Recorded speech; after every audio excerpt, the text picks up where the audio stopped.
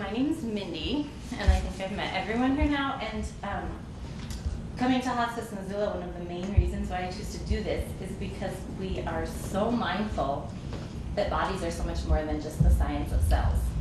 And the spiritual piece of that and how we honor that is what I love about us, because we celebrate it and don't fear it.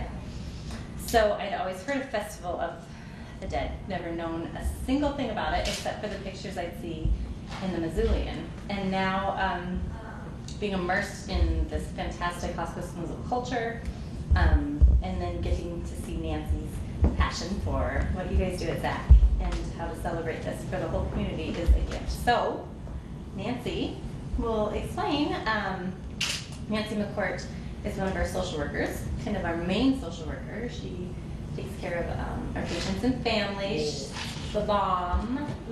But she, her passion for what she does in her work life is her mission in her entire life. And I appreciate that about you and love working with you for that. And just want to say thanks for celebrating this and bringing it to us. So, Miss Nancy McCourt will introduce our guest speaker, Tarn, tonight. Great, thank you for coming. Thanks, Mindy. Yeah. So I've been at hospice for a couple years, and right about the same time I was offered a job at Hospice of Missoula within the same month, actually a little bit earlier. I've known Tarn for years, and Tarn's been a real instigator and motivator and making it happen person behind Missoula Festival of the Dead. We'll hear more about that. But we met, and Tarn said, would you be interested in being on a committee? I need a little help and more power behind this effort. And then a couple weeks later, I was offered a job at hospice, and I'm like in my 50s and thought, this is kind of interesting. I've got death kind of knocking at my door in a couple different ways. And so I was excited about it because I have some long roots with Festival of the Dead here in Missoula. And I love my job at hospice, and it seems timely in my 50s to be working and talking about death.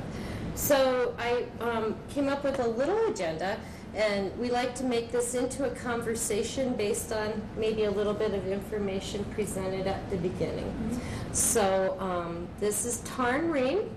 Tarn's multi-talented botanist, gardener, landscaper, native Montana plant cultivator, Festival of the Dead maker happener, and for many years. Many people, like you come down and there are thousands of people on the street for Festival of the Dead. What people don't know is that a few years that almost didn't happen because it's not a formal effort. There's no organizational backing. It's just people going, yeah, okay, who's doing it? And Tarn, thank you so much for stepping up for so many years and for pulling me into the crazy action. And it continues to grow, and it makes Missoula really unique.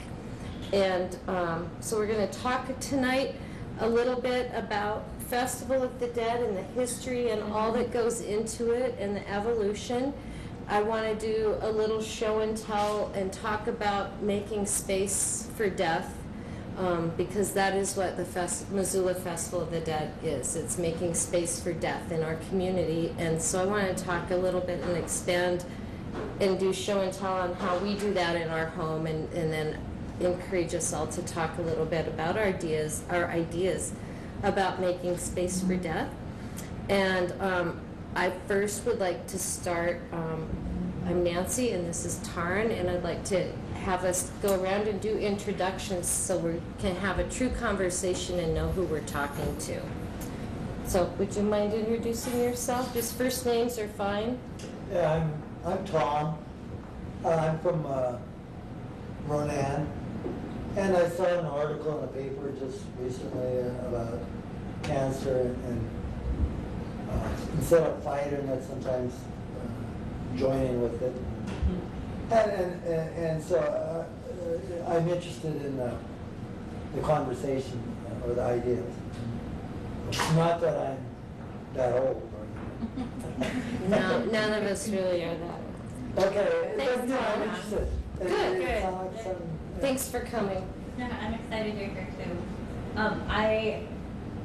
Doctors all the time say, well, they're not, you can't tell them that's a terminal condition, and I'm like, yeah, but I'm terminal. Like, I can say that That's so right. comfortably, like, That's right. it's not like a bad thing to just acknowledge that, so to be in the presence of people who can talk about the uncomfortable parts of that, plus like the comforting parts of that, I really appreciate. I'm terminal. Mindy. Right, terminal Mindy. Sounds like an awful condition, doesn't it? No, it sounds great. I'm Mary. I work at St. Pat's playing music for patients there. I'm Jill, and I work at Hospice Missoula as a nurse. And we live in St. Ignatius, so nice to have the Mission Valley represented. I'm Austin, Jill's partner, and yeah, I'm fascinated with death, and I love skulls, and I'm happy to be here. I'm Toby, and I just recently moved down here in the last couple of months from Folsom. So I've had some hospice training, but I'm really more interested in No One Dies Alone with that program. Mm-hmm. And I used to read the papers, this and the Death Cafe when I lived in Folsom, and I always wanted to get down to one. I just couldn't get down to it. So now I'm here, and now I can be here. Cool. Thanks. I'm Gary Stein. Excuse me. I teach at Sentinel High School. One of the units I teach is on thanatology, so I've been involved in some death projects over the course of a while. And I can speak also kindly for Taryn because she has been a really tremendous force in stuff. So, and I'm related to Nancy. Amy, you want to join us? Amy. Sure. I'm Amy Hetzler. I try to come to this conversation every month. I've worked with Tarn on the Festival of the Dead as part of the committee last year and then more peripheral part this year, but day of event, I'm all there, girl. I love it.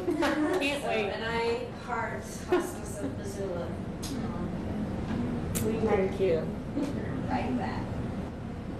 Okay, so first thing, I would like everybody to grab maybe a writing implement from the table, or maybe you can hand them around, however, if you want to move. And you can grab an index card or a piece of paper, and you're not going to be required to share anything unless you want to, so don't worry about that. But I want to get us just kind of thinking a little bit. And so kind of how this little agenda I have framed in my head is we're going to do this brief little exercise, and then I would like to have Taryn talk a little bit about the history of the Festival of the Dead and the current Festival of the Dead and our vision, and her story with that, and thanks. And then I want to do show and tell, because I love a captive audience. And hopefully my show and tell will be a little provocative on making space for death in our daily lives. And then hopefully we can just talk a little bit more about that and create ideas, and we can share what each of us do in terms of making space for death in our daily lives. So with your little writing, with your writing implement and your paper, the first thing I would like you to write very briefly is maybe think back to what was your first memory of death? What experience formed the idea of death in your head? And you don't have to think too hard, because I'm still trying to figure that one out. But I have a lot of different little memories of early life, but I'm not exactly sure what it is yet. So there's, of course, no right or wrong, but just to kind of get us kind of thinking. So we'll do that, and we'll just take a second, maybe a minute, to think about your first idea of death, where it came from.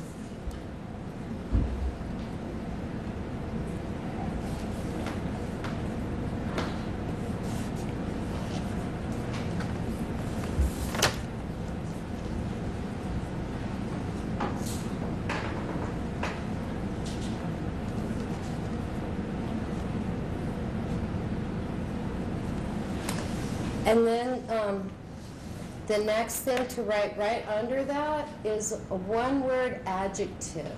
Like, what was that for you? A descriptor. So an adjective is a word that describes. And I don't want to give examples because I don't want to put any seeds in your head. But so what did it feel like? What was the feeling you had about the idea of death?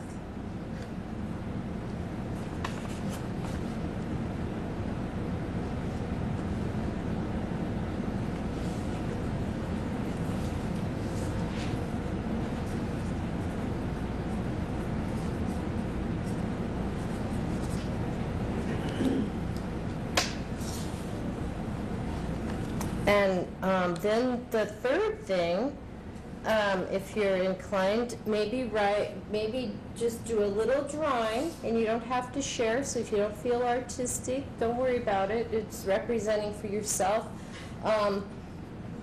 What does a good death look like? And then the last thing, just put a color down that you think of when you think of death, please. Quick, don't think about it.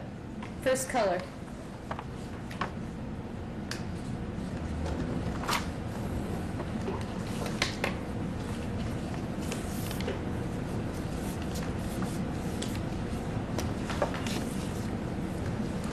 Okay, we may or may not get back to this. It was just a thought for people to be thinking, and I like to think and have people think. So next we're going to have, Tarn, can you maybe just tell us a little bit about how long Missoula Festival of the Dead has been going and how you became involved with it? So I think this year is going to be our 22nd year of doing Festival of the Dead, and it was started by Bev Gluckert and Mike DeMing, who are both artists, and they went through the university program together and met there, and they had started talking about community art projects, and so they were really interested in doing community art projects, and then it started to evolve into both of them. Particularly Mike, I think, has this obsession with the Day of the Dead, all of the artwork that surrounds that. He still goes down there every year for it. In fact, that's part of why he gave up doing it in Missoula. But they kind of glommed onto this idea of starting their own Missoula version of Day of the Dead, except that what it would be is a truly Missoula version. And so they really looked at how they could involve the community, and they went and got a whole bunch of grants and stuff like that so that they could involve a lot of different community members from across the sector. So Bev at the time, I think, was working with brain injured folks through VSA, and Mike was working with whoever, I don't know. And they brought in a bunch of school kids and teachers that were interested as well. And basically it just kind of evolved into this thing where there was a small procession the first year, and then it started becoming bigger and bigger when it basically became something like, oh, well, anybody that wants to can create something and come. You know, it was just sort of an open thing. And so they continued doing it for years, and it kept getting bigger, but then they both kind of ran out of steam. And Mike wanted to go to Mexico for the Day of the Dead instead of being here in Missoula for the Festival of the Dead.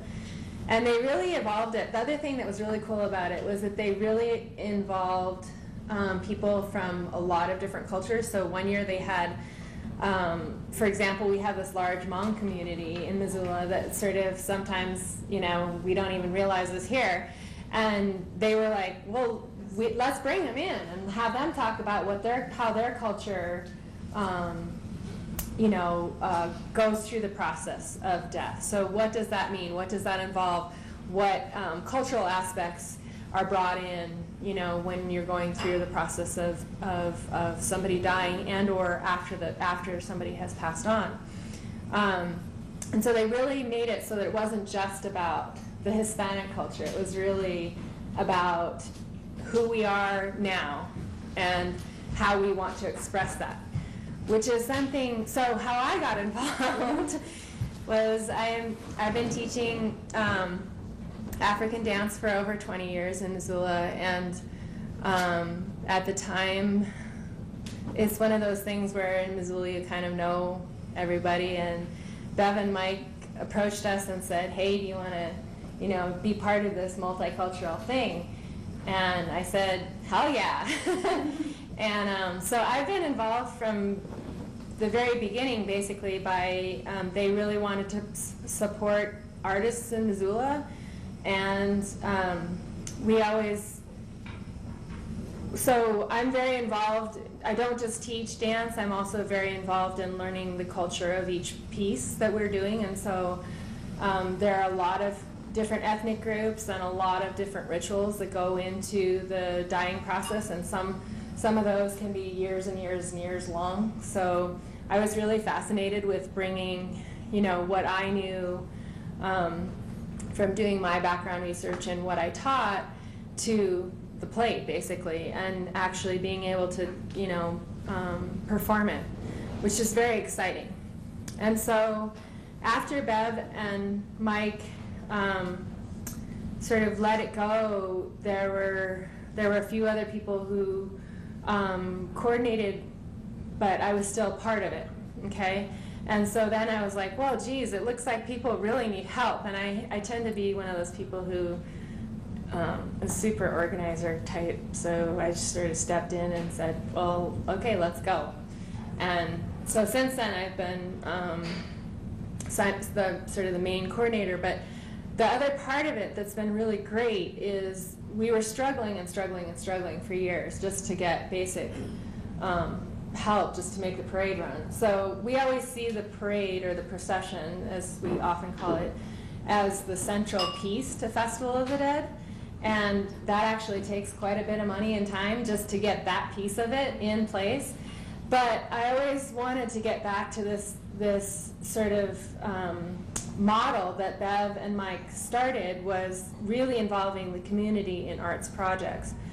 So everything sort of fell into place a couple years ago. I mean, just getting hospice on board, as well as Zach, they had a change of executive directors, and the executive director there is Kia Lizak, and I've known her since she was a little tiny kid. And this is the thing about knowing people that's good, very good. And I'm like, Kia, and she's like, oh yeah. So we've been able to go back to that model of bringing art to whoever wants to do it. And so you don't have to have the materials, you don't have to have the space, you don't have to have anything, you just show up. With the support of hospice, they've been able to just let people just show up and just do these amazing pieces of art, which has just been, to me, so exciting, because I really felt like that was what was missing. Instead of just trying to eke by and just do the parade, this is a way for people to actually get involved and be able to participate fully, in the sense that they don't just show up for the parade to honor their friends or their family or their pets, for that matter, who have passed. It's more of a process that is very, to me, doing art, whether it's dance or music or something that's two-dimensional, or these great, that Zach is going to be doing these big giant head things. I mean, like, I think about art as being a very cathartic process for those of us who are left, because oftentimes we're not given the tools, or we don't know how to move forward or to move. It's not even necessarily about moving forward, but just moving. And I feel like art is a really great way for people to sort of process what's going on. And this has actually become more and more, I'm actually a 20-year cancer survivor, so this is my 20th year, and I was noticing this year that I really felt this amazing connection, because I had a remission party, and a lot of people who came they were sort of survivors. They were the people who had lived past their family members, who so they were survivors of the cancer experience, and just being with them was a little difficult for me because I felt like, well, here is a person standing in front of me who's lost a loved one to cancer, and they're saying to my face, you're the lucky one, you're here, you're still here. And there's this thing like, yes, I am, and then, yes, I'm powerful, and yes, I can be inspirational, because here I still am, but there's also this little feeling of guilt for me about, yeah, I am still here, you know, which is totally crazy, and I understand that, but it's there, you know, like for me, it's very much this process of going, wow, and to honor that person who has lost a beloved person, a friend, or a family member.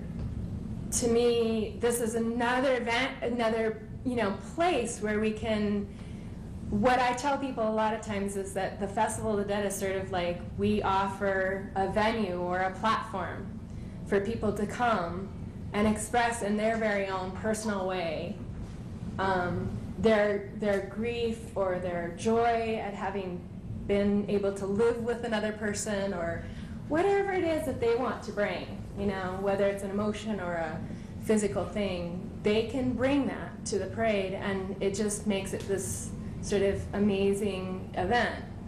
And part of what keeps me going, despite all of the craziness that it takes to do it, is every year I come away with some amazing little, you know, like blip, you know, like the camera blip that I saw or experienced, or like, and you know, they still give me chills because they're so poignant. Can you describe one? Yeah, one that really sticks out in my mind is, I assume most of you, if you haven't gone into Charlie's Bar, go into Charlie's Bar at about 5 o'clock. Because that's the old timers, and those are the regulars. And Charlie actually has been a sponsor of the parade. He's one of the only downtown businesses that has supported us for years and years. But With money. Yeah. With money. yeah, and yeah, every year we have this struggle because the restaurants get over full. We can't even get enough people in the restaurants or the bars, yet they don't see that. But he's been a strong supporter, and I think part of it was because this happened. One of the authors, so there's a number of writers who sit down there and drink beer around 5 o'clock in the afternoon, and sometimes till later. But a friend of mine who had worked with my former partner in a fire camp, they met in a fire camp in deepest, darkest Idaho one summer. And she saw me in the bar and she said, "Hey, Tarn," because I was there getting money from Charlie, and she said, "Hey, Tarn, what are you doing here?" And I said, "Well, I'm here to get, you know, funding for festival." And she said, "Can anybody go in that?" And I said, "Yeah, of course, anybody can, you know, everybody's welcome." And so one of the authors that frequented the bar regularly that year had died, and so I didn't think anything of it. But in the parade then, I saw this ragtag group of people carrying these pictures of him, you know, in the parade, and it was just like, whoa. So I made a point of going down to Charlie's afterwards because I had a feeling they'd be there. And there they all were, sitting around one of those high tables, you know, with their pictures still sort of sitting there or kind of put up around them. And I just thought, this is a group of people. They said he would kill us if he'd known that we had walked in the parade with his picture. But it kind of fits. Like they said, this is just kind of like a joke's on him. So they saw the heaviness of it, but they also saw the lightness of it. And I thought, if here's a group of people who would never participate ever in any kind of parade that, you know, Missoula would put on, but there they were, walking in the parade, and then they were all down at Charlie's just like, I walked in and she was just like, "This was so great, I'm so glad you let us do this." And I said, "I didn't let you do anything, you did it yourselves." You know, they went down and I just really, you know, nothing, I did nothing. And so that's just one little one. There's also some really, I mean, there's always incredibly poignant stories that just give me just just fill my heart, and it's just really, that's the sweet part about doing what I do. And how creative people can be. Yes. And so we can. And then as simple too as just carrying a photo. I mean, Just that's carrying a another, photo. like there it goes from the very extreme that some of the little kids do for their school projects. They do these really intensive projects to some very simple ones as well, but very meaningful. So we see a range of people from preschool organizations that feel it's healthy and okay, and parents approve of the kids coming to Festival of the Dead and participating actively. And we see groups like Dead Prom Queens, and we see zombies, and I think that there's a real intention not to use Dia de los Muertos because we don't want to offend and feel like we're co-opting. Rather, we're seeing the wisdom in that celebration and making it our own and calling it a Festival of the Dead. So it's important for us, I think, as a committee to get that message out. Yeah, we really, that's been part of the big part of the education. Important. And there are so many cultures that have either, I mean, even around that general time frame, and or they have it, just as part of the cultural aspect. So I think that focusing on that particular day is a great way to both honor it, but also look at, how other cultures view it, and then just how that, how those different cultural aspects. I think the other cool thing about looking at different cultural aspects are that you can kind of go, oh, hey, I that rings with me. And I can take some piece of that. And like 1 year for me, there are these really awesome Dogon masks that come out of African culture, and sometimes the death process is 7 years or 10 years, and so I ended up making this 15-foot tall Dogon mask because it just spoke to me, and it felt so amazingly. It was a year that I really needed to do something like that, and so. Sometimes it does and sometimes it doesn't, but take, some aspect of that to make your own. And that's the other cool thing, I think, about this festival. And then Zach holding these different workshops. So, like Nancy, I think, made this shrine at one of the shrine, the first shrine building workshop that we had. And I couldn't believe all the stuff that came out of that workshop. And it was the very first one. And some of them were silly. See, I think that's the other cool part about it is some of this can be silly or poking fun or happiness or, just like, yeah, this person was totally a part of my life. Or some of it can be very, very heavy. I mean, it really depends on where people are at when they come to these workshops. And I think that's just the coolest thing ever. I think the only thing we ask is to just try to be accepting of somebody else's need in a way that they're going to enjoy and represent their grief or death. And just try to be tolerant. It's a night to be tolerant of how somebody needs to acknowledge loss. So thanks. I love this one. The lights still work. I got these at Joann's. And I'm going to talk about businesses where I find a little space for death. And these little seed lights are awesome. They got a little battery pack on the back. And I found this organizer thing at a yard sale and took it to Zach, Zootown Arts Community Center. Which has a art closet that has pretty much everything. I mean, so there's yeah, no other boxes. You can't throw away because somebody could use it for an art project. That's where you take it. Completely nuts. So this was inspired by many friends of mine who I feel like, there's no such thing as a timely, I don't know what's a timely death or an untimely death, but I kind of felt like I lost some people sooner than I expected. So you can't really see too well here, but there's different compartments for different friends of mine in little things that made me think of them. And for me, this is in my box of decorations, like people have a Christmas, their Tupperwares with Christmas. I have my Tupperware with Day of the Dead, and that's where all these skull candles are stored. And so this comes out and it sits out and we light it up, and there's my social work mentor and a social work brother and a lovely woman who died suddenly with a child, and just people that affected me deeply, and there's just a little place for them. And it helps me remember, you know, what they gave to me in my life. And I think that's important. And I just to kind of jump over here, jump into show and tell. I found that, you know, I had a tragic loss really young. My dad died unexpectedly, and it was hard.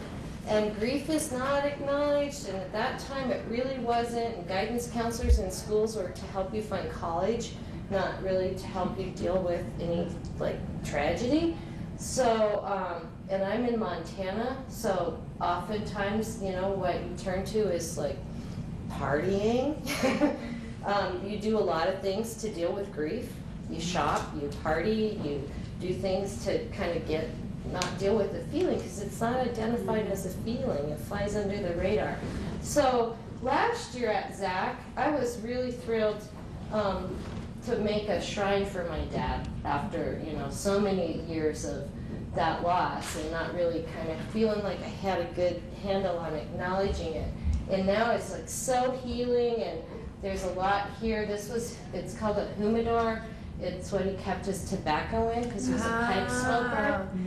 So I used it as the base. Wow. And it has, I found, you know, it has his wallet in it, and he was a teacher. It has his little stapler in it, and it has a little list of things that he wrote. So I've got his handwriting in there, and then I cut out little pieces from like the obituary and the things that they wrote in his, at the high school where he taught. And wow, I just, this was so healing for me to do after over 30, 40 years. It was really, really great. So I can't advocate enough. And you know, tear, but you can't be afraid of your tears, you know, because that's kind of a good thing. Because if you don't have your tears, then you don't know when you're happy.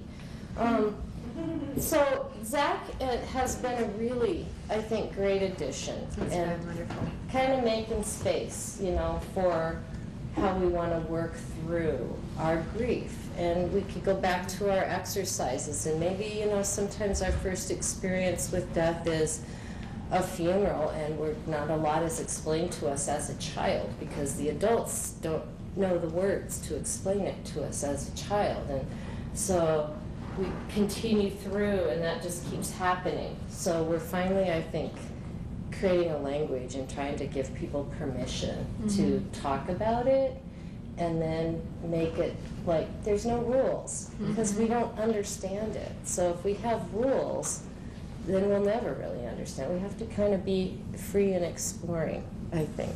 Yeah, and I think that's the other great aspect of it, is that, you know, a lot of these workshops that they do have at ZAC are multi-generational. So it's not, you know, like, we definitely, you know, at the first few years, I think we did some that were just for certain ages. But a lot of times now it's been really great for whole and then we did some that were for whole families. And I think that, you know, we found that the ones for whole families were actually better attended, and they made more sense.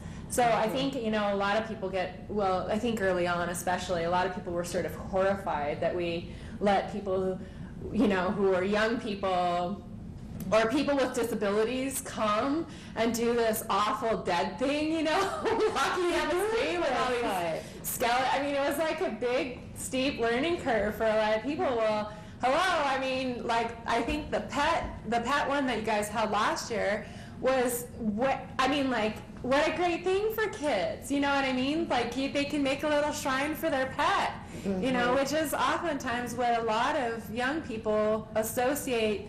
I mean, yeah, so their mom's friend dies. Well, that doesn't mean as much as their gerbil dying, right? So, I mean, there's like a whole, this is another great thing about getting ZAC involved. They're obviously geared towards all ages, but really a lot towards kids. And so that conversation, like you're talking about, starting at a young age, makes it easier for young people to have those conversations through the rest of their lives. And we also work with VSA Montana, which is the first organization that has worked as an umbrella for us for most of the time that this whole event has been happening. So they're the original quote-unquote sponsor. They got involved because of some of these projects that Bev was doing with people with brain injuries and with other disabled folks. And so VSA Montana is basically bringing arts to disabled people in Montana, and not just sitting there and watching. They're actually actively participating. And so some of these workshops were done, with disabled folks, and now they still participate. They have what's called the New Visions dance class, which participates every year in the parade. And there are some other art projects that happen as well.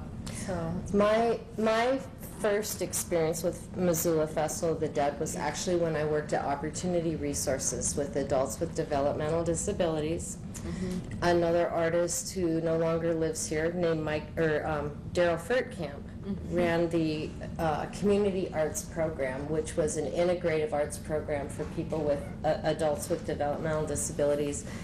And I think some of the first festivals really were not even a procession. It was a gathering at Caris Park because it was a place to gather. And my memory, Circle Square. I don't think Caris Park was even. Well, anyways, I remember being. There was one year where it was just at Circle Square. And there wasn't even the canvas tent yet at Caris. It was just the concrete gathering place. But we had active protesters because they felt we were exploiting adults with developmental disabilities. We were called devil worshippers, and it was really strong misunderstanding. And the executive director of Opportunity Resources got a phone call, and bless his heart was like, yeah, I don't really think you understand, because it was participatory arts. And it was great expression. And I'll tell you what, if you're an 18-year-old man who was in a car accident and suffered a traumatic brain injury that put you in a wheelchair for the rest of your life, you have some grief to deal with. Yeah, and I work with Opportunity regularly with another program. I work with Mohang Kartha and Center for Music by People with Disabilities. And I was actually just in there over the summer, and one of the guys, Dustin, who's in there, he said to me, "Why do you get us, Tarn?" And I was like, well, and because I was teaching him the song, and I said, well, you could interpret it that it has to do, that God, whatever. And I said, but God is it's a difficult construct, it's a difficult discussion because everybody has a different version of religion. And one woman said, but I saw God when I was in my coma after a car accident. And I said, or she spoke to him. And I said, that's amazing, this is an amazing experience. And so then somebody else said that they had too when they were in the coma. And then they all said, well, we kind of all get this because we've all kind of almost died. Like they all said, oh, we all kind of, and then he looked at me and he said, Tom, why do you get this? And I said, well, you don't know, I'm a cancer survivor. I was living on that edge of being between life and death for a very long time too.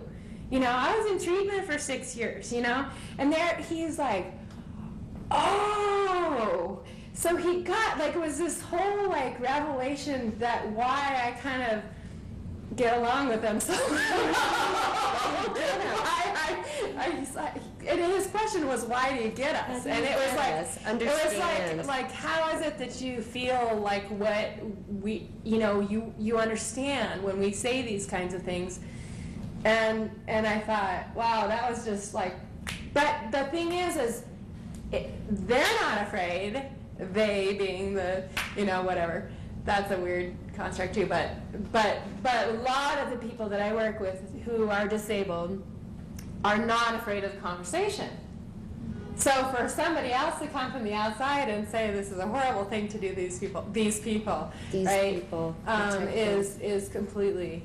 So it's, but I think this is another layer that has made this festival so rich, is that we have been very open to whatever it is, bring it.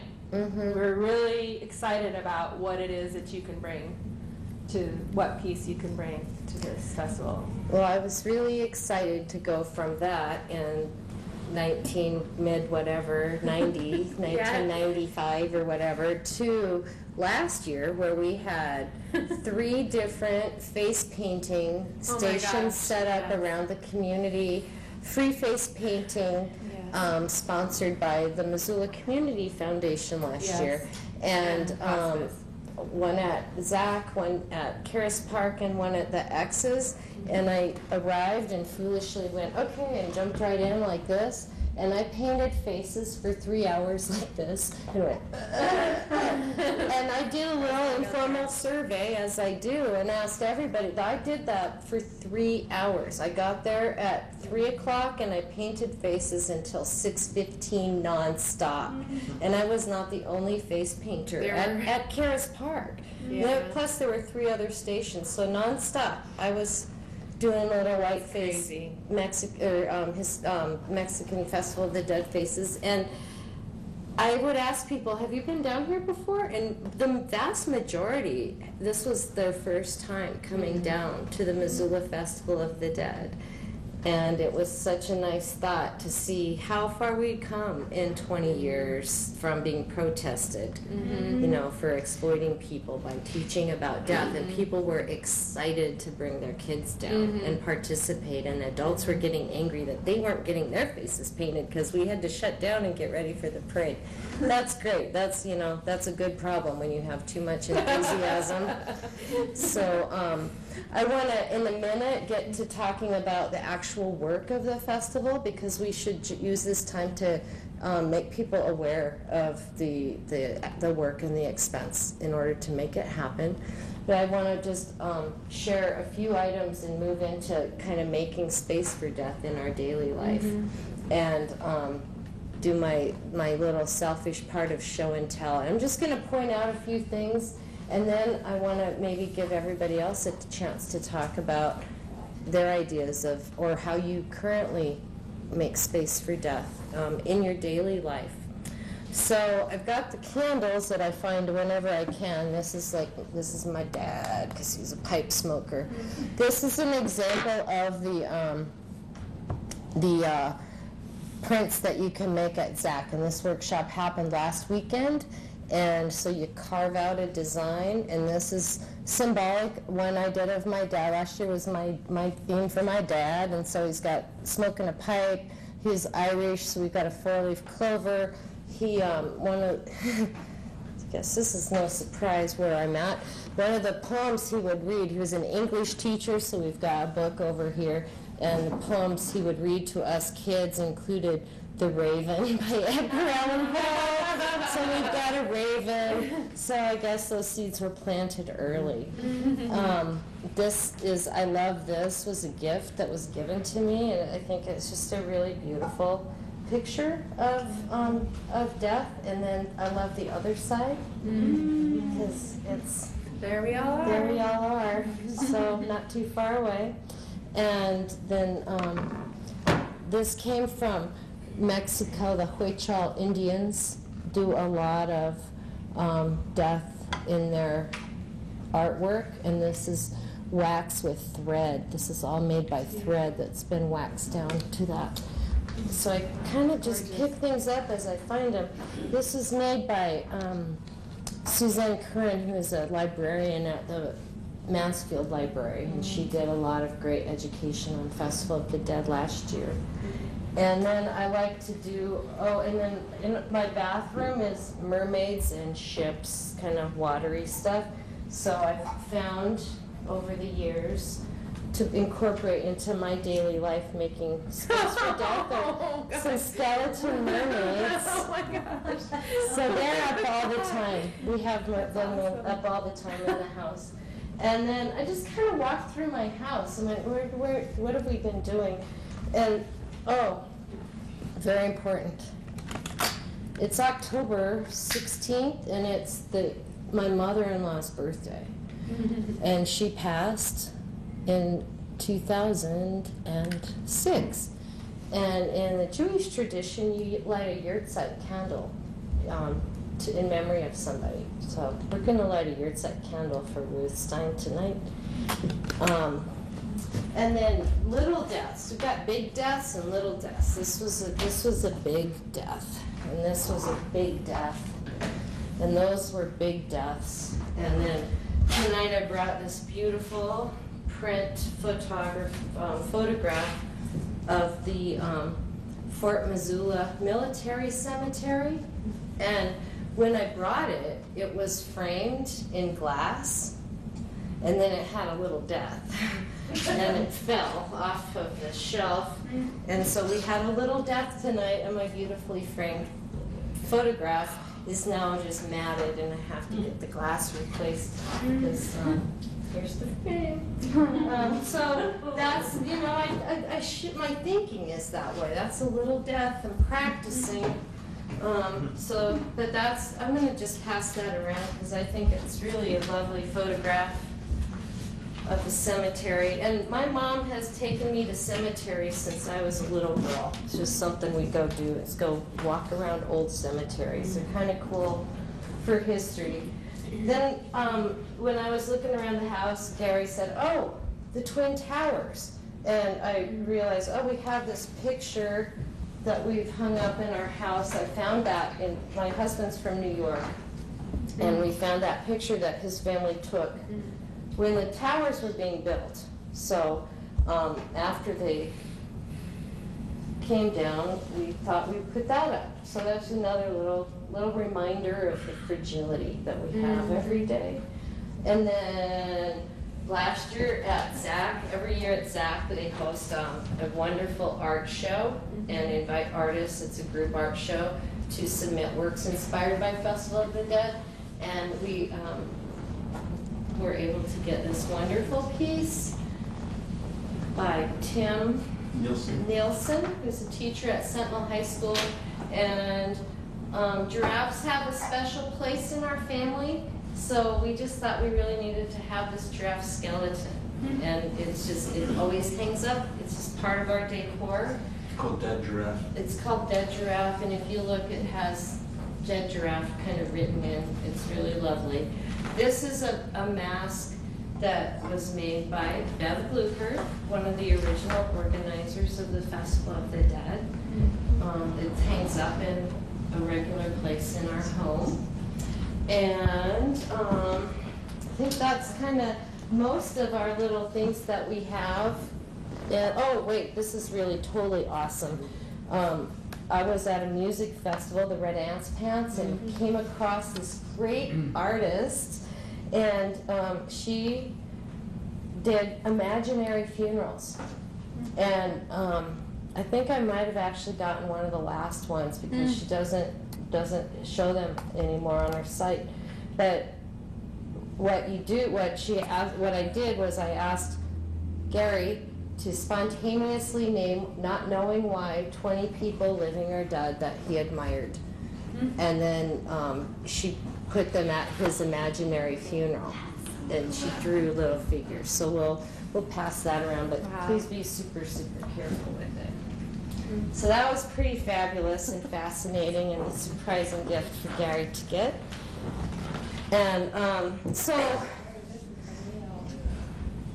because I had tragic loss young, and then I kind of ignored it, and I think that wasn't healthy for me, and then all of a sudden death came knocking at my door in the form of a job and a really fun activity, and I found this place for death, and I'm really loving it because every time I look at it, I'm so wanting to live this moment and not be afraid. Just know that I'm really, wow, this is great that I get to be here. So I'm trying to look for spaces for death, and on the way down, I was like, I'm not sure what we're going to do tonight. So I went to a couple stores, I like to see who's making space for death out there in the retail world. So Joanne Fabric, seasonally, you know, this is a big primary source of my skull collection is Joanne Fabric. And they get to have a little free plug. I also love feathers because I think they show lightness and life, but when they're all by themselves and the bird, they've fallen off the bird, then I think they show the other side too. So I like to just pick up and collect feathers. And then I went to Imagination Station at the new toy store here on Higgins on my way down, and I challenged them. I was like, gosh, guess what? I'm going to do a little talk on death tonight. I'm looking for skulls or books on death, or what do you have in this great toy store that might help people talk about death? And they thought that was great. And what we only could come up with, but they're totally into looking and talking to hospice about other things, are these skull stickers. And they're not pirates, and they're not pumpkins, they're just skulls. And that's kind of what I look for. So, you know, there's some places for death. People are getting, I think, more curious. I think we're seeing how we care for our elders and how we deal with illness. We're not all completely satisfied with the options and looking for ways to talk about other ways, the way we've talked about giving birth. And maybe we didn't decide at some point we didn't want to just have babies in hospitals all the time, and we wanted other options again. And kind of going back to other ways that we used to do things before there was so much expertise involved. So I'm kind of excited to hear that there's death cafes and festivals of the dead, and a little thank you for you. There's Muertos beers being brewed. Oh. There's a beer label. Gary happened to be up in Canada, and there was a brewery up there making a Muertos beer.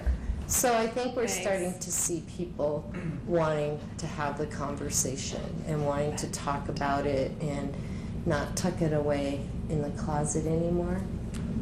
So on that, I wonder if anybody has ideas or examples of how you might make room for death in your daily life, or how you've seen other people make space for death, or how you make space for death in education. When you're working with students and there's a crisis and all of a sudden you have to talk about death, or you're in your regular workplace, you know, death sneaks up on us. We like to pretend it's not there.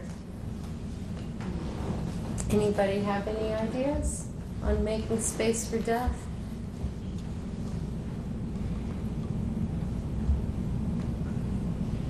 I could say,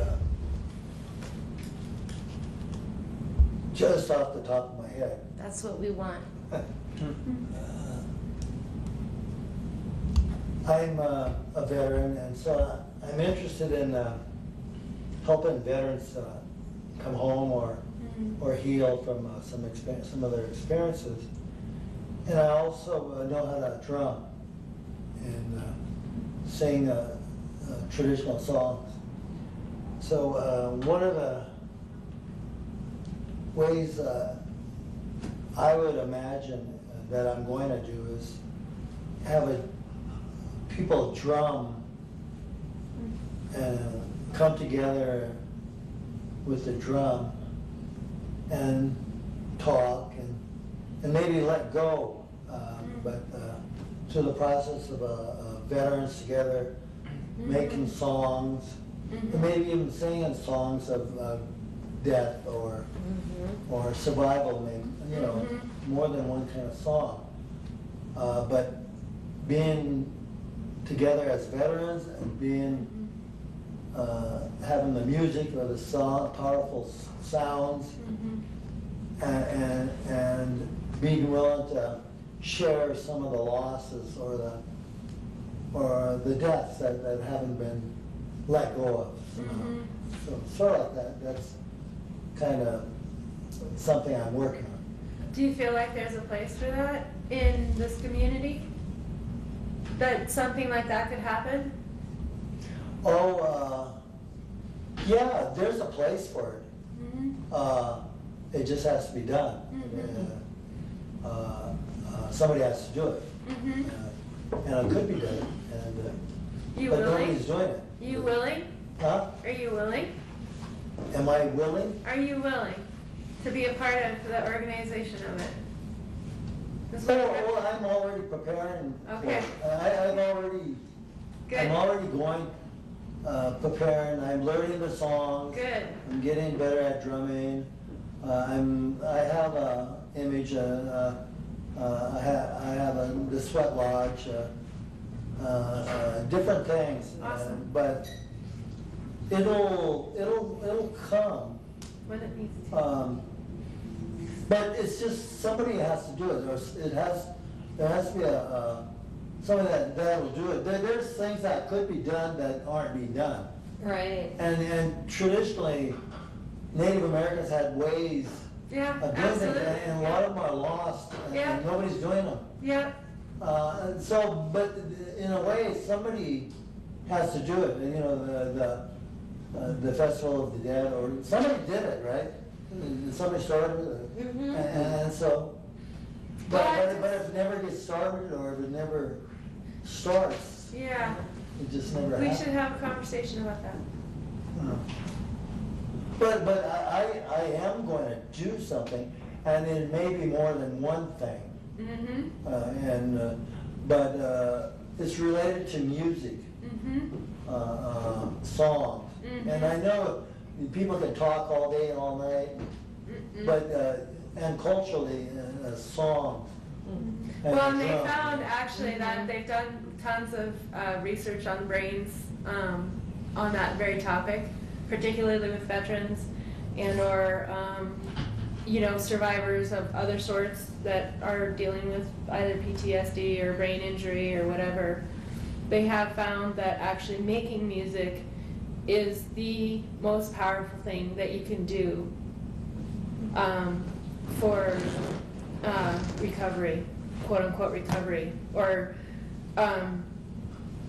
so what happens is that your brain retrains itself from having some of that. It basically rewires, and it's a whole new way of processing what your brain is feeding you, basically. So it's playing music is the most powerful thing that you could do right now, Yeah. according to. And then, I know that talk therapy is good for a Oh, it's certain amount of things. wonderful. But there's But- other ways, there's many ways to heal. right. Yeah, not And everybody. there's cultural ways too. Absolutely, yes. Yeah, and that's the whole thing about the shrine building is that Doing something. talking, Mhm. sometimes people can't talk. So then how does talk therapy help? That's right. If you have a brain injury, sometimes your communication skills are impaired. And so having an expression like drumming or dancing or singing, and the cathartic effect of singing, this is a little off topic, but we have had our CNAs at hospice tried out this idea that we saw in research that was people with dementia who are combative and angry and Mhm. fight because you're in That's their right. space, you're trying to help them by showering them, but that's scary, and they're fighting and combative. And if their caregivers sing to them while they're showering them, and this was borne out at Hospice of Missoula because our CNAs agreed to try it, and they tried it with all of the patients who were combative with dementia during showers. 100% of the time, the behavior not only stopped with the singing, but they turned around and they were having a good time and go, oh, that was fun after the shower. And that was just our little rudimentary. So the power of music in healing and singing. People write We songs need to about talk. their grief. Yeah. Yeah, every day space for grief. That's In some ways, there's tribal songs, honor songs. Mm-hmm. It'd be nice if some people, we create our own honor songs. Mm-hmm. Yeah. Mm-hmm. I mean, we don't have to wait or find No. something something way over there. No, We can create our own song. absolutely. Yeah. Yep. I think you're onto something, Tom. It's your job. I love it. I love it. So in the notes in the things that we wrote initially, do you find does anybody think maybe that there's a connection between your first experience with death and your comfort level with it now? So I don't remember as much as I wish I did, but when I look at my daughter, who is now 6, and her grandpa died when she was 4, just barely 4, we talk about it so much now, and just out of the blue, we're singing Broadway musical songs driving around town, and suddenly she says, I have the greatest idea, Mom. And I said, what is it? And she said, when Grandma dies, not that I want her to die, but when it happens, I think the best place to bury her would be right next to Grandpa. As if she had this epiphany. Wow. That it was not of her construct to realize that it was already done and in place, and that's exactly That's what people do. But at 6 years old, she just thought that would be the greatest gift for clearly either her or us or you know. And these kids, they speak so freely of it, and it's not so scary to them if someone can be next to them saying, maybe I don't know exactly what it is, but I can tell you what I think it's not. And it's a safe place. And so when I go back to my death, remembrance of a traumatic death of a boy my age, thinking that I would see the same scene as I did at all these deer that came home of death. You know what I mean? Like that association, they were so different. And just how it was handled with, well, no, his tongue's in his mouth. Of course his tongue's in his mouth. Why wouldn't it be? And it was just like, it was so concrete at that age, but normalized. And I don't think they had any idea that how they handled that. Literally 30 seconds of my life changed how I look at it. So I just think all the time, I hope I don't screw her up. And I hope I can keep her in her space, because she clearly knows what she's doing. So by the time kids get to you and in high school, I hope they're still in that space where they haven't been screwed up yet, because I think something spiritual about when they came into the world made it normal to transition.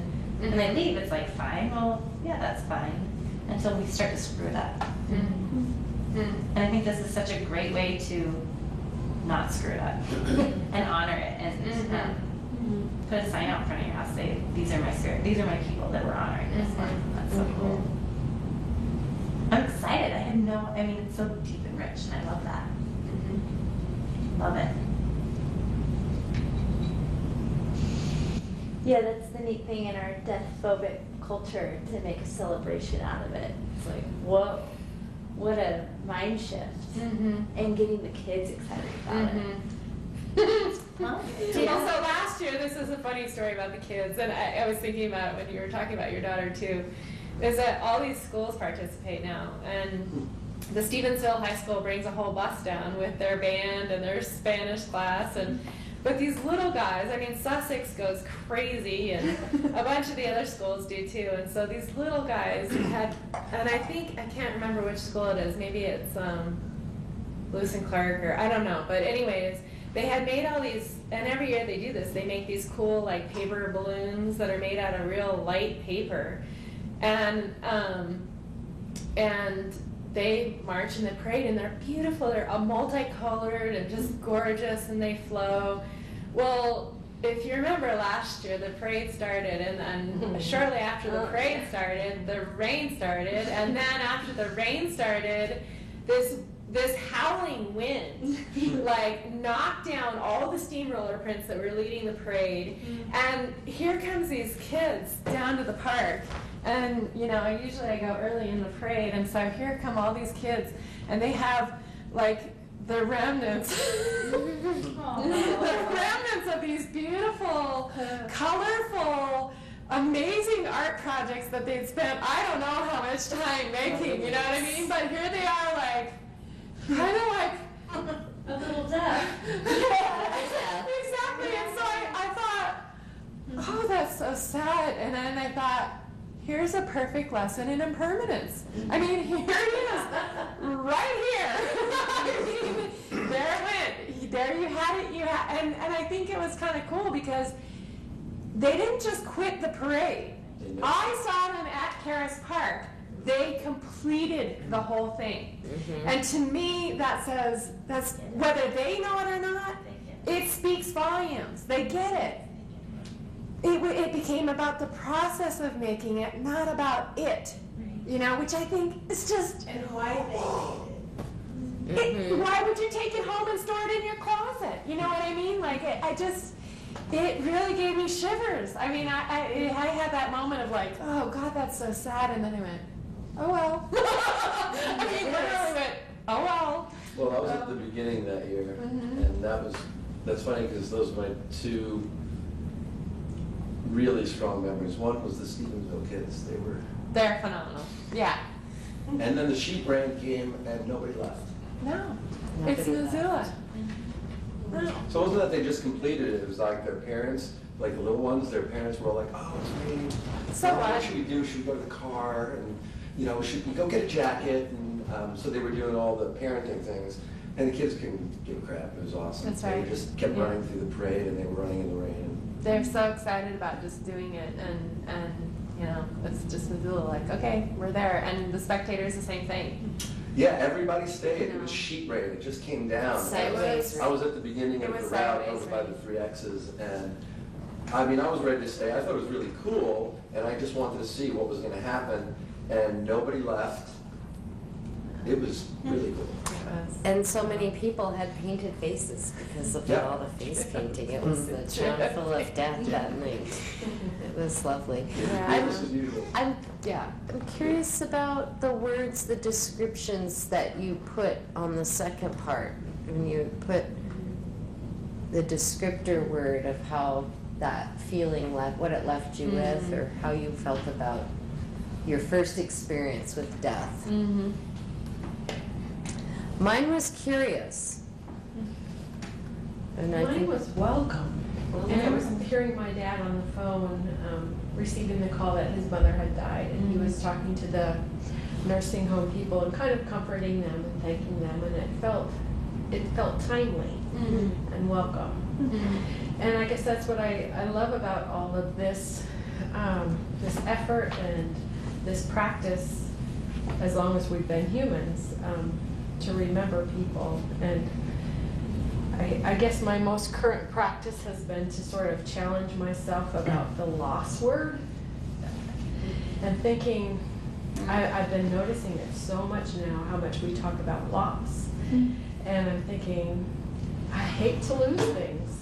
I'm still really mad that I lost that lock fob to my car. And I hate losing things. I keep track of things. And that's what this is. This is keeping track of our people and our ancestors. And I guess I want to continue entertaining the thought that that removing the lost word from my language might happen. That we don't really lose. We don't lose these people that we've known or even not even known. They're just different now. So, welcome. All of these practices are about that.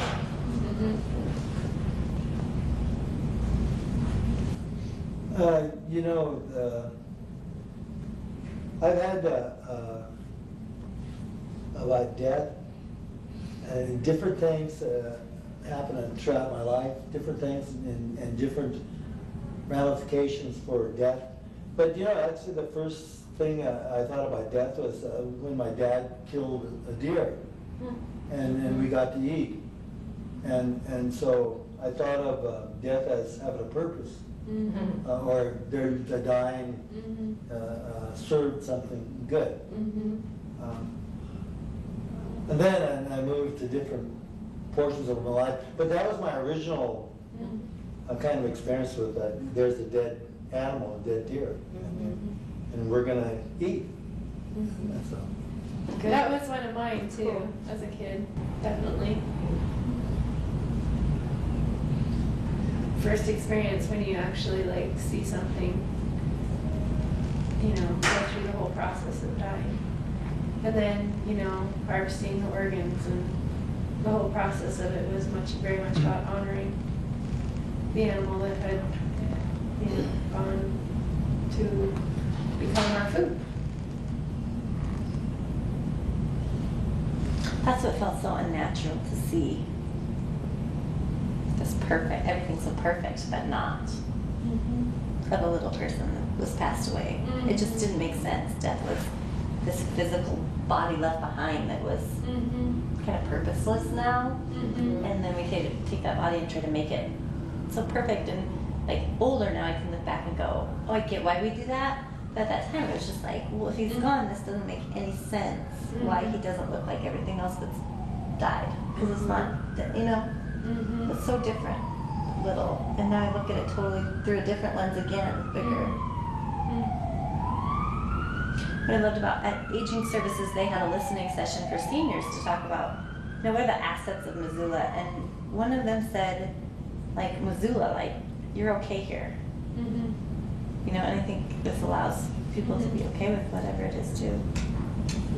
I love that.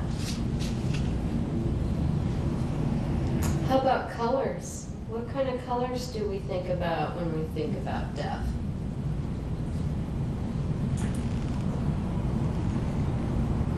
Well, I'll just go through my whole card. Awesome, Amy, thank My you. first memories were pets. I lived in the country, things died a lot. So it was losing them, burying them, that was a part of life. It was sad, but it was real. So sad but okay reality. It's a part of the deal. And my color is blue because my mother is still in my mind as far as my most recent experience with death. And she was in blue and in blue sheets and had on a blue shirt.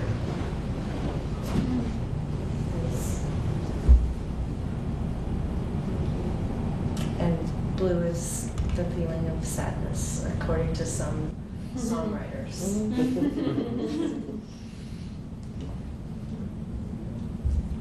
And then spiritually, some people feel blue is really protective.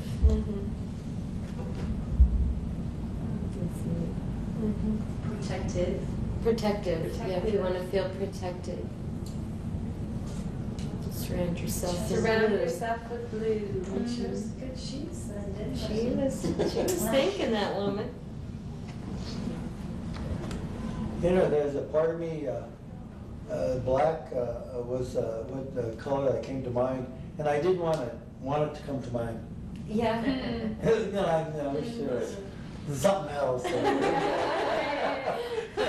That's honest. Okay, so what color would you wish What it to would be? you want it to pop in? You know, beautiful light and colorful and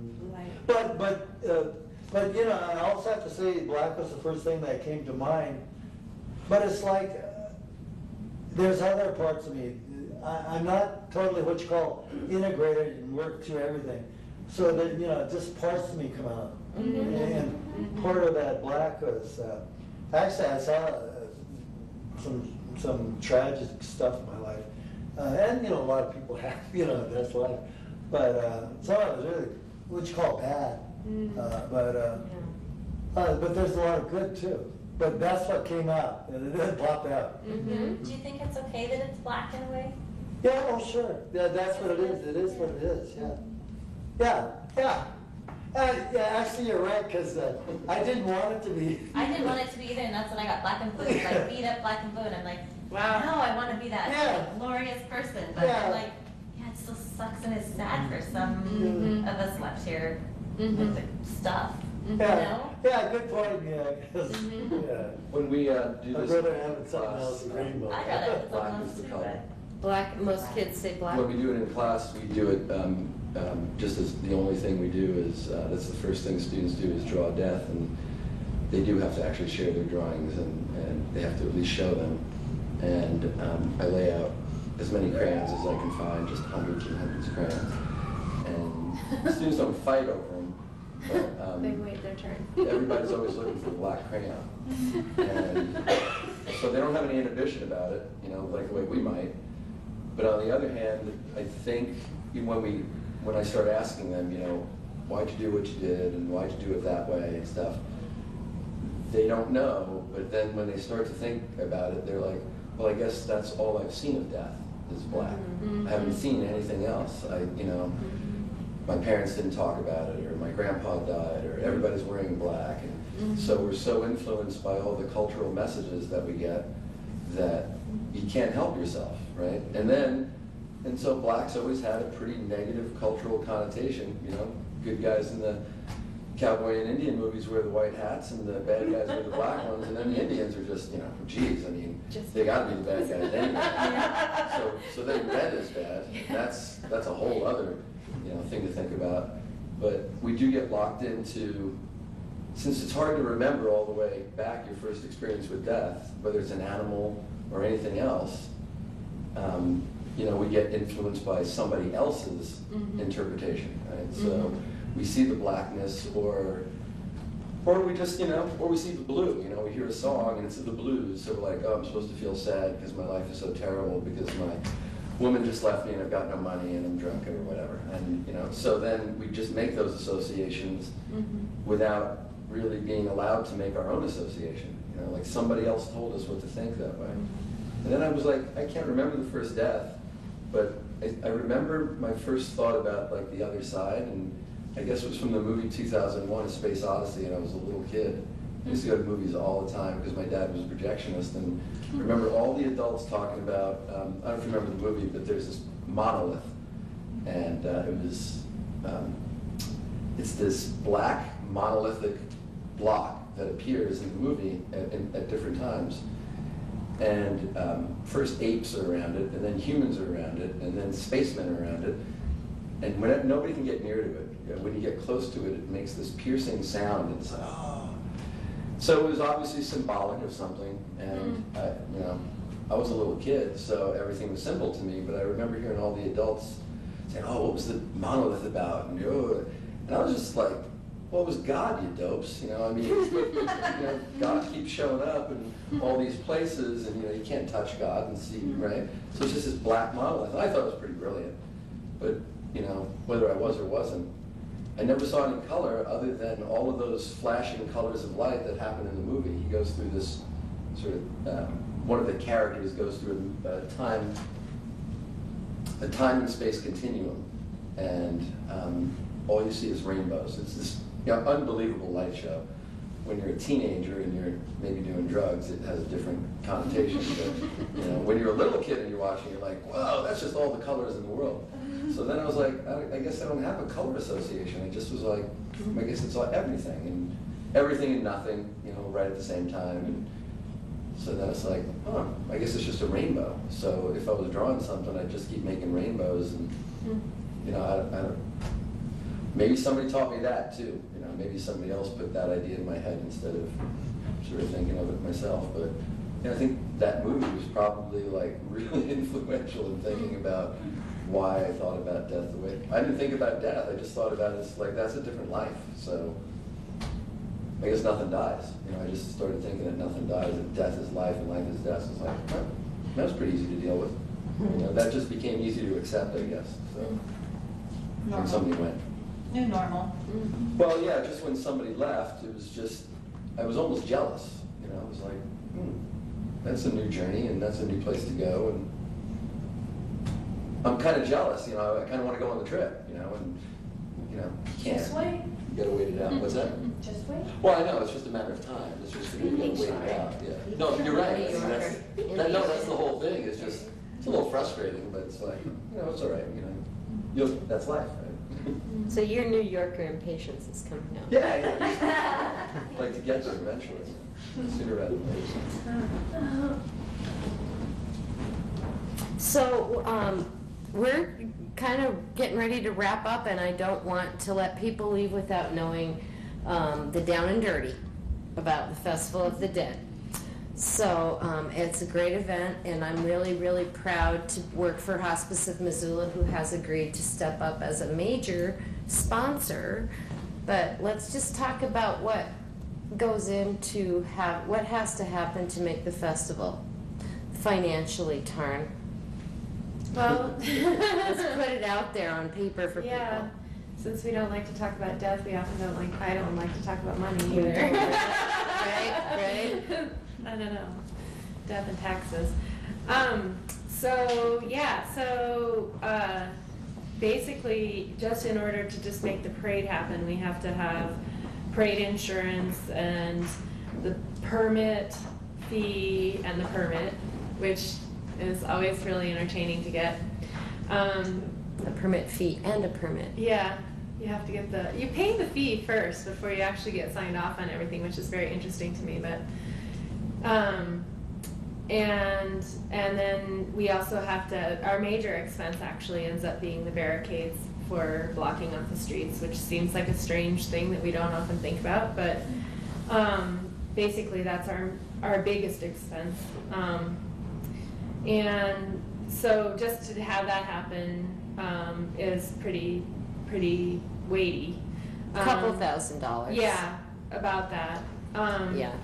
Yeah, well, closer to 3 probably by the end of it. And then running a lot of the art programs is somewhere in the neighborhood of about $2,500. So it ends up being, pretty good chunk of change. And we've tried to find a major sponsor, and I think partly because we're not like we're not an organization that's functioning all throughout the year, it's just this one event. And partially because it is just this one event, we've had a hard time finding a major sponsor. I think the death thing is another tricky too. Trying to find the major, whatever, but, we've been really fortunate in that we have Missoula Community Foundation, we have Hospice of Missoula, we have Zach now, contributing just mostly their space and their expertise and a lot of people. And VSA Montana is still involved, and there's one more major one. Compassionate Choices. Amy, which is another big one. Where'd she go? She just slipped away. So yeah, Amy and her organization has been involved for the last couple of years as well, which we've been really happy about because that's another really logical fit for this parade. And we invite participation. The mission statement includes the word all-inclusive, and we feel very, very beholden to those words. That's right. And Amy actually is about 4 years ago, I instigated the debt collectors. So it's DEADT collectors that basically carry buckets around in the parade, so that it's like the bucket collection just on site. And that's been met with mixed success depending on who we have volunteering to help us with that. I think it's a really positive thing because it's a lot of people that just come, one year when we had the 20th, there was some video that went out by the Missoulian, and they interviewed this guy, and he's like, yeah, dude, the festival's so cool because people just come down here and it just happens and nobody organizes it or anything, and it's like the coolest festival ever. And I was just like, I was so mad. But then I went, you know what, Tarn? That's the biggest compliment that anybody could pay you, because that's what it feels like. We want people to think that, because we really do want everybody just to think that they can come down and participate, and it just happens. We really want that. But on the other hand, he was kind of shooting us in the foot for raising money, because no, it doesn't just happen. Right. So I was a little bit like, dude, to use his own language, dude, you have no clue. But anyways, so we want to keep that. We want to keep that feel to the whole thing. But on the other hand, we do need to do a lot more education. We try to educate about this. So the debt collectors have started putting it in people's faces, like, you're here enjoying this. Why don't you give us? And I swear, I thought that the first year I had a really active group the first year, and we made something like $700, almost $800. And I thought that I'd get a lot of gum wrappers and paper clips, and I think that I got one bottle cap, that's it, and one paper clip, and no gum wrappers, which I was so happy about. I know that my people didn't siphon these things out either. So, anyways, I was really impressed, And the next year we didn't do as well because we didn't have as active. But Amy is going to head up this year. Amy's going to head up the debt collectors. So if you know any people who really are taken by the festival and think it's a great thing, and they want to dress up and help the debt collectors carry these little pumpkins around saying we need money, we'd love to have you help us that way. Or if you know any businesses that you could talk to that the owners, or you feel like you frequent a place enough to talk to them and say, hey, yeah, I have letters, so you can email me and I can send you a copy of the letter that you can print out or email to your friends. And we like to give out little thank yous to people for the debt collectors, so businesses could do coupons for that night. I mean, it's a great opportunity to drive customers into your businesses if you're a downtown business that night. And all the donations are tax deductible because we're under the umbrella of VSA Montana. So for a lot of businesses it doesn't matter because they're already giving enough contributions to different things. But for some of them it is, major deal. Yep, it's a great grassroots, really reflective of Missoula event and project, and I'm really grateful to you, Tarn, for all the work that you have put into it over the years. Love doing it. And every spare $5 and $10 helps, so bring your cash down to the procession and throw it in the debt collector bucket. And if you're interested in volunteering for Hospice of Missoula, see Mindy. We have lots of different ways people can volunteer. So if you're not sure you'd be comfortable with volunteering with individuals, you can volunteer to help them with their yard work, or there's just lots of ways to help us out and help with this event and help with Festival of the Dead. And it's kind of getting close to 8 o'clock, so I just think I'll wrap up now and maybe go around one more time and just do a little bit of a takeaway, and maybe just share how you might think about making a place for death, or what you took away tonight from our conversation. We'll start on this side this time. I just really appreciate Festival of the Dead. I haven't missed more than a couple, and so thanks for doing it. And making a place for death has always been pretty easy, so it's just good to see other people doing it. And, so I really appreciate that, and just good to see people with conversations. Well, I've never experienced this Festival of the Dead, but I've heard about it. A good friend of mine, media artist. Yeah, Was She's big time. very instrumental with all for a very long time in a lot of the projects that we I heard did. a lot of it about it from her. She used to come Yeah. and visit me all the Yeah. And so I'm We really miss looking her. forward to this and Yeah, good, seeing good. what's happening. Dress up. Yeah, we miss her. Darn it. Yeah. At Disneyland. Oh, I enjoyed it tonight. It's good to hear the history about the Day of the Dead, Missoula's Day of the Dead parade. I think we've gone through the last 3 years in a row. I've just been drawn to it.